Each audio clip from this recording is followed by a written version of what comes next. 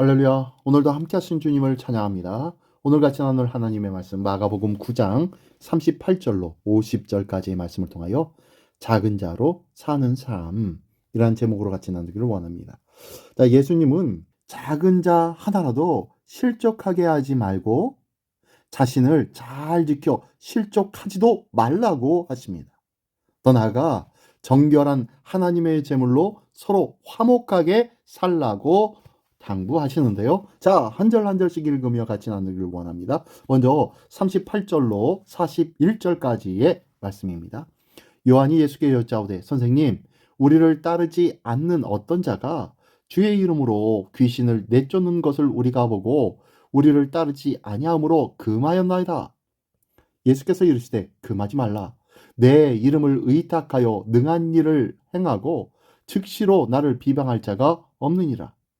우리를 반대하지 않는 자는 우리를 위하는 자니라. 누구든지 너희가 그리스도에게 속한 자라 하여 물 한 그릇이라도 주면 내가 진실로 너희에게 이르노니 그가 결코 상을 잃지 않으리라. 아멘. 네, 제자 공동체는 항상 열린 공동체여야 한다고 말씀하시는 것입니다. 죽음을 향해 가는 예수님의 길을 자신의 지위를 확보하기 위한 길로 착각하는 제자들, 귀신을 쫓아내는 자신들의 독점적인 지위가 위협당하자 그 어느 때보다 적극적으로 제자들은 대응한 것 같습니다. 얼마 전 귀신을 내쫓아내는데 실패했는데도 불구하고 자기들의 지위가 흔들릴까 우려하면서 특권의식과 폐쇄성을 동원하여 장벽을 쌓고 있는 모습입니다. 그런데 예수님은 그렇지 않습니다. 예수님은 주님을 진정으로 따르는 이라면 12제자와 동등한 제자 공동체의 일원으로 수용해야 한다고 말씀하고 계신 거예요. 귀신을 쫓는 이는 물론 제자들에게 물 한 잔이라도 대접하는 이들까지도 12제자와 동등한 지위를 지닌다고 말씀하고 계십니다. 십자가를 따르는 길 위에 함께 서 있다면 그리스도인은 작은 차이 때문에 벌어지는 소모적인 논쟁과 편가르기를 결코 멈추어야 된다는 거예요. 모두가 다 예수 안에서 하나이기 때문입니다. 예수 안에 하나임을 다시 한번 각인하면서 너희가 서로 분쟁하지 말라라고 말씀하시는데요. 자, 계속해서 예수님은 이 작은 자에 대해서 한번 또 설명해 주고 계신데요. 계속해서 볼까요? 42절로 50절 끝까지의 말씀입니다. 또 누구든지 나를 믿는 이 작은 자들 중 하나라도 실족하게 하면 차라리 연자맷돌을 그 목에 매어 바다에 던져지는 것이 나으니라. 만일 네 손이 너를 범죄하게 하거든 찍어버리라. 장애인으로 영생에 들어가는 것이 두 손을 가지고 지옥 곧 꺼지지 않는 불에 들어가는 것보다 나으니라. 만일 네 발이 너를 범죄하게 하거든 찍어버리라. 다리 저는 자로 영생에 들어가는 것이 두 발을 가지고 지옥에 던져지는 것보다 나으니라. 만일 네 눈이 너를 범죄하게 하거든 빼버리라. 한 눈으로 하나님의 나라에 들어가는 것이 두 눈을 가지고 지옥에 던져지는 것보다 나으니라.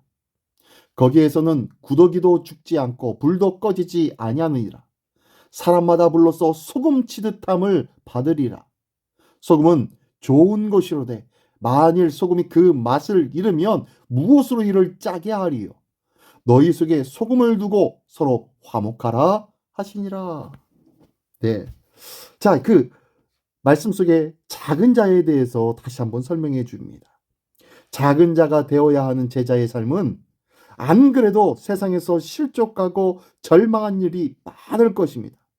그런데 이런 제자들의 겸손함과 연약함을 틈타 더 힘들게 하는 자들이 있을 것입니다. 주님은 그들을 향해 무서운 심판을 예고하고 계십니다.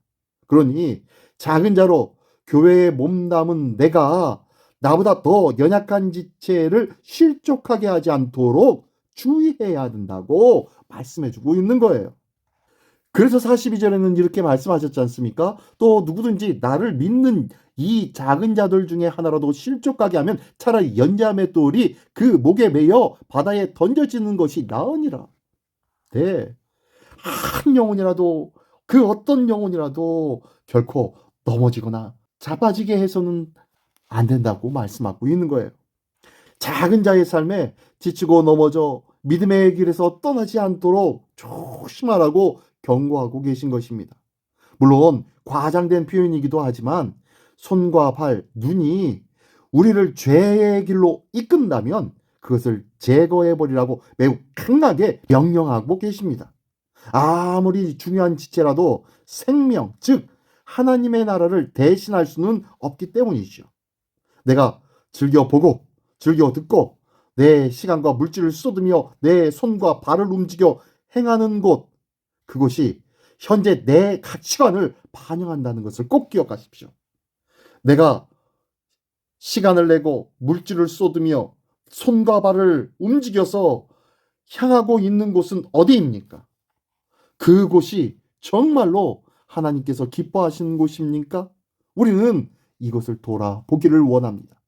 또한 49절과 50절의 말씀에 보니까요, 불로 소금에 절여서 생선에 들여지는 번제물처럼 그리스도인은 고난과 죽음에 동참하는 희생 제물의 삶을 살아야 한다고 말씀하고 있는 거예요.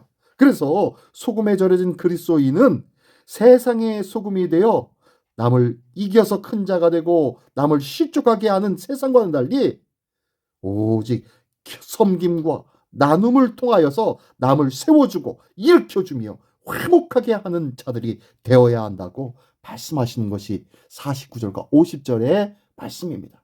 이것이 진정 맛이 있는 소금과 같은 그러한 그리스도인들의 삶이 될 줄 믿습니다. 이 아름답고 복된 삶을 누릴 수 있는 우리 모두가 되기를 원합니다. 진정 예수 그리스도의 아름다운 향기와 그 그리스도인으로서의 맛을 드러내며 많은 사람들 앞에 존경받고 칭찬받는 우리 모두가 되기를 예수님의 이름으로 축원합니다. 기도하겠습니다. 전능하신 주님 감사합니다. 이제 섬기고 베푸는 것을 좋아하는 소금이 되어서 많은 사람과 더불어 화목하게 하는 거룩하고 복된 직책을 오늘도 넉넉히 감당하는 하나님의 백성 되게 하여 주시옵소서. 이 귀한 모습으로 하나님의 기쁨 되고 하나님의 자랑이 되는 복되고 귀한 오늘의 삶을 살게 하여 주시옵소서. 모든 것에 감사드리며 예수 그리스도의 이름으로 기도드리옵나이다. 아멘.